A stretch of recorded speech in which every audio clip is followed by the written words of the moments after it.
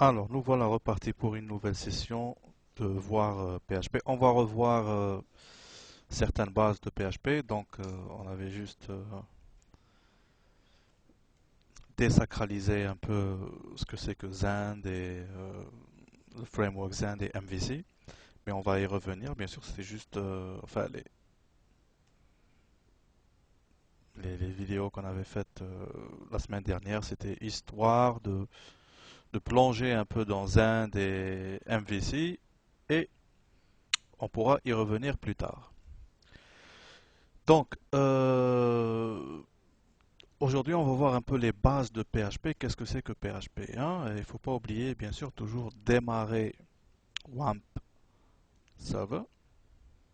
Voilà, on le voit ici qui démarre à droite. Hop, il a démarré. J'utilise l'éditeur Eclipse pour PHP. C'est un excellent éditeur, gratuit en plus. Donc, on peut le télécharger pour ceux qui veulent le télécharger. Il suffit de taper Eclipse, PHP. Et c'est bon, et on le télécharge Eclipse, on l'installe, et voilà, c'est un environnement pour créer des projets tout simplement, un clic droit, New, Project, etc. Donc le projet est déjà créé ici, PHP Tuto. Je vais créer un fichier dedans, un New, PHP File. Je vais l'appeler Index, et voilà. Donc, à quoi sert PHP?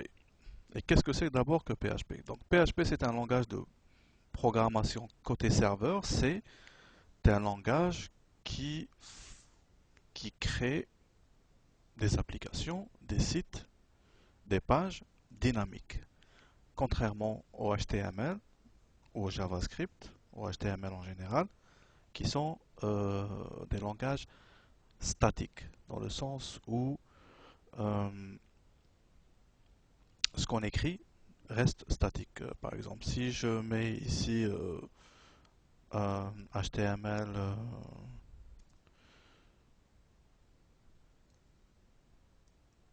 strong, par exemple, mon nom est Toto.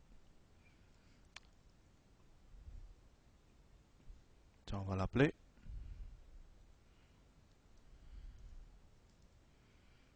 On va l'appeler localhost.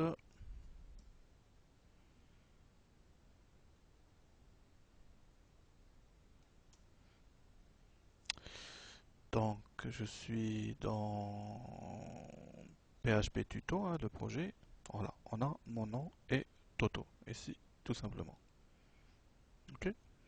PHP, contrairement à HTML, va permettre, c'est un langage qui tourne du côté serveur, à l'inverse de HTML qui tourne principalement dans le navigateur, c'est-à-dire c'est le navigateur qui se charge de décoder ça, strong, et rendre ce texte en gras. Strong, ça veut dire tout simplement en gras, comme on le voit ici.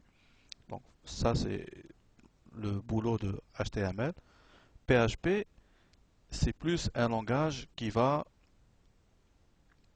c'est plus un langage dynamique, donc c'est plus un langage qui va traiter des données qui viennent, par exemple, de formulaires, ou aller chercher des données dans les bases de données, ou aller chercher les données dans des fichiers, etc. Créer des fichiers, effacer des fichiers, euh, euh, redimensionner des images, créer des images. Voilà ce que fait PHP. Il y a d'autres langages, bien sûr. Il y a l'ASP, il y a le GSP, il y a le Ruby, et plusieurs langages. Il y a le Perl. Pourquoi PHP? Parce que euh, c'est devenu un langage très complet depuis la version 5. Et en plus, il est tout simplement gratuit. Il se base sur les open source comme Apache. Et voilà, il est devenu tout à fait in, je dirais, d'utiliser PHP.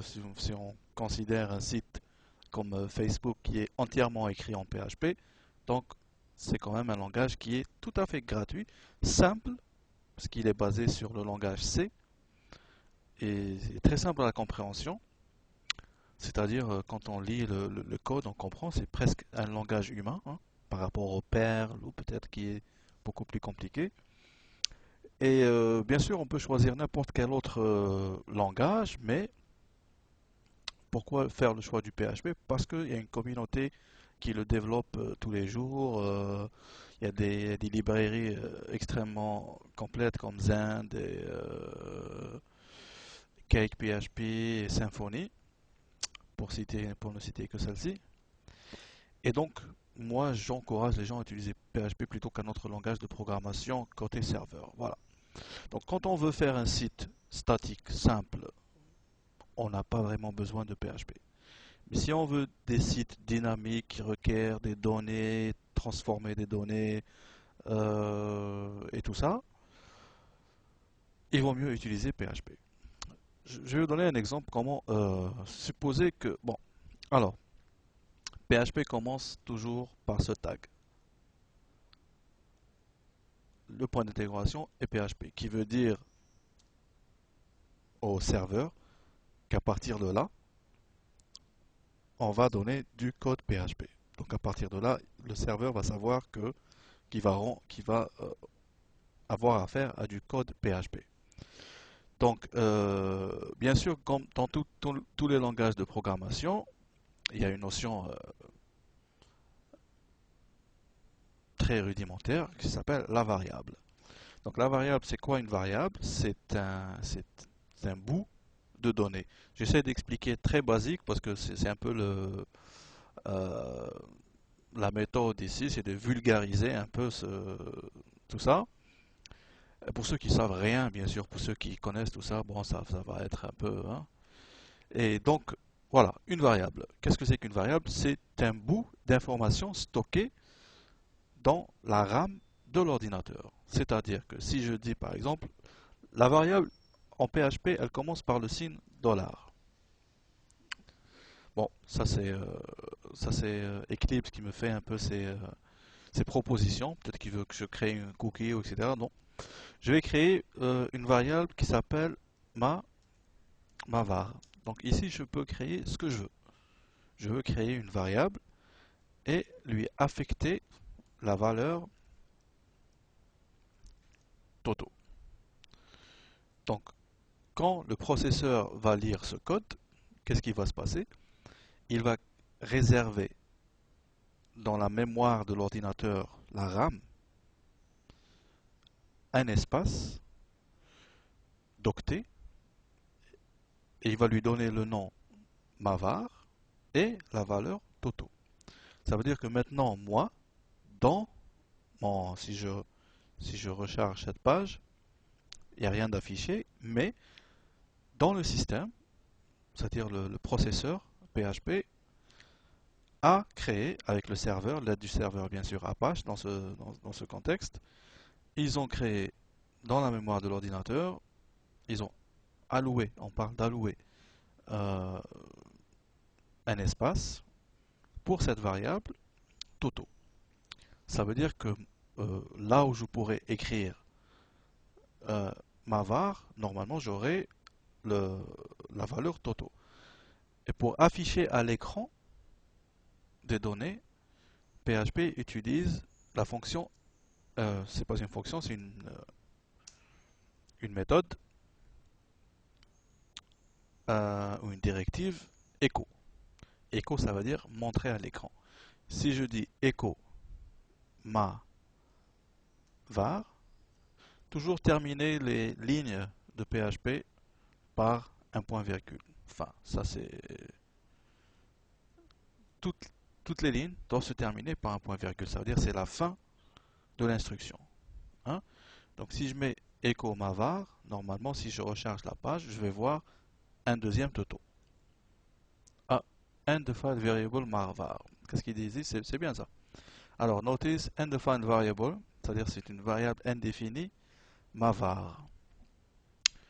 Je reviens ici, qu'est-ce qui se passe? Eh ben oui, j'ai pas tapé mavar ici, j'ai tapé marvar. Donc j'ai fait un typo, une erreur de frappe ici.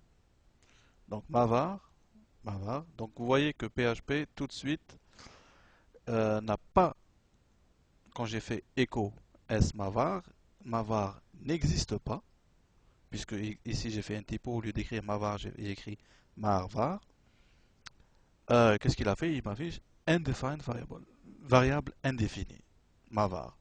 Maintenant ça devrait aller, voilà, il m'affiche un autre toto, et comme ce toto est à l'extérieur de strong et strong, des trucs PHP, il est à l'extérieur, parce que l'echo est ici, il n'est pas bien sûr en gras. Voilà.